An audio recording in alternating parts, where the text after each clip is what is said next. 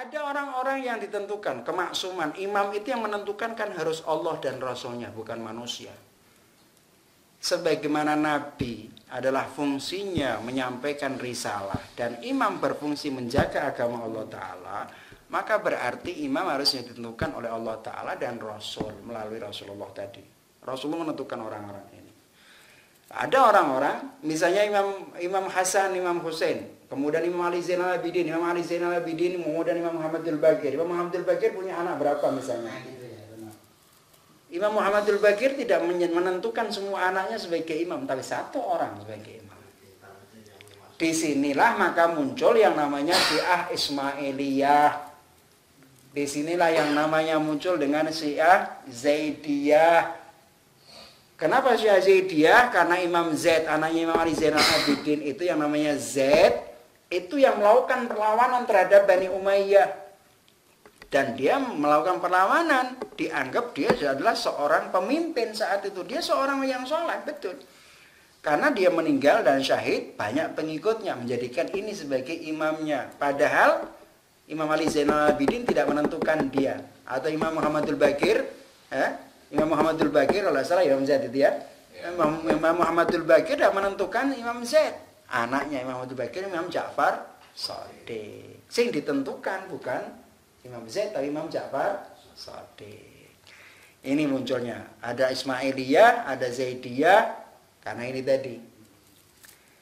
Nah, jadi Ahlul Bait itu yang dimaksudkan dalam ayat ini hanya orang-orang khusus, tidak termasuk seluruhnya. Memang secara bahasa ketika kita katakan Ahlul Bait, bahasa ya, lugawi, itu artinya adalah bahwa siapapun orang yang memiliki kedekatan kerabat dengan Rasulullah disebut Ahlul Bait, termasuk anak, istri, cucu dan lain sebagainya. Cuman dalam istilah Al-Quran yang disebutkan Ahlul Bait dalam ayat Al-Quran secara khusus ini adalah orang-orang tertentu, orang-orang yang disucikan oleh Allah Ta'ala. Kalau kita ngikuti ini, selamat. Makanya gue rano beda nih zaman dulu sampai sekarang, wong Syiah, tidak ada beda. Ini pegangannya. Terus yang di kerupuk tadi kan ada 5 orang kan, itu disebutkan Ahlul Bait. Tapi apa itu waktu Nabi itu menyebutkan setelah itu ditunjuk memang Ahlul Baitnya setelahnya, apa enggak? Ada riwayat banyak, riwayat misalnya imam setelahku adalah ini, setelah ini, disebutkan satu persatu sampai pada Imamul Mahdi. Gitu. Itu diriwayatkan belum dibikin, belum diproses. Belum lahir. Nah, belum lahir. Tapi sudah Disebut. Ini namanya Rasulullah sudah menentukan nama-nama orang-orang nanti. Seperti Masjid Nabawi itu ya, Ustaz. Nama-nama. Nah, kalau jenengan umroh, nah di Masjid Nabawi. Kalau saya di Masjid Nabawi ada Mekah. Di Nabawi ya, di Nabawi itu ada tulisan nama imam-imam semua. Masjid Nabawi. Imam Mahdi ini. Jenengan kalau sholat di sana, jenengan bisa lihat itu. Saya pernah ngambil fotonya itu.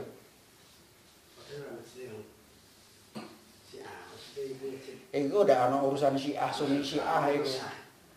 Ngono. Sing intine bahwa Allah Ta'ala itu harus menentukan orang untuk njogo agamane Gusti Allah Ta'ala. Antara kita dan Nabi Muhammad itu sudah berapa ratus tahun? 400 tahun lebih. Artinya 4 generasi lebih.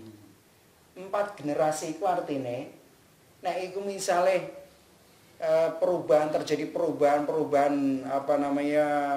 budaya, pemikiran, mau tidak mau maka agama ini pasti akan berubah pemikiran yang lain.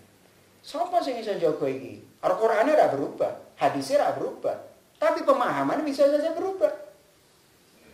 1400 tahun.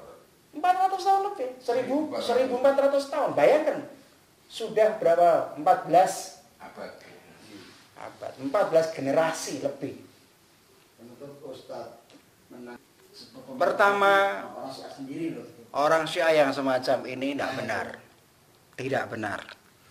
Saya selalu mengatakan bahwa kita tidak akan pernah mengajak orang jadi Syiah. Tapi kita mengharapkan orang-orang itu memahami Syiah dengan cara yang benar. Duduk sama orang Syiah dengan cara yang baik dari sumber yang benar. Pertama, kedua, bahwa orang Syiah yang dengan cara semacam itu, dia tidak memberikan argumentasi yang kuat, itu sama dengan memberikan sebuah fitnah. Paham ya? Walaupun itu benar. Dan menurut saya juga salah, karena kebenaran yang dimaksudkan dia tidak menggunakan argumentasi. Orang tidak membuka wacana pemikiran. Itu tidak boleh. Ya, saya kan Syiah. Pertama ya, tadi sudah saya sebutkan bahwa kita tidak punya hak. Haram hukumnya mencaci maki sahabat sebagai sahabat Nabi. Sahabat sebagai sahabat. Harus dipahami. Iya. Nabi itu tidak mungkin berdakwah kecuali dengan sahabatnya. Dan tidak mungkin sendirian. Sahabatnya juga ikut. Nah, sahabat sebagai sahabat itu adalah kemuliaan. Tapi sahabat yang kemudian melakukan kesalahan beda lagi. Paham maksud saya ya? Iya, Pak. Oleh karena itu kita tidak boleh kemudian menghukumi semua sahabat adalah berkhianat. Ada yang berkhianat, ada yang munafik. Betul, dalam Al-Quran juga disebutkan semacam itu. Tapi dia seorang sahabat. Kemunafikannya lah yang kita tidak setujui. Tapi bukan dia sebagai sahabat Nabi. Tidak, sahabat sebuah kemuliaan. Nah, ini namanya sahabat sebagai sahabat. Makanya mencaci maki sahabat sebagai sahabat adalah zindik. Itu benar.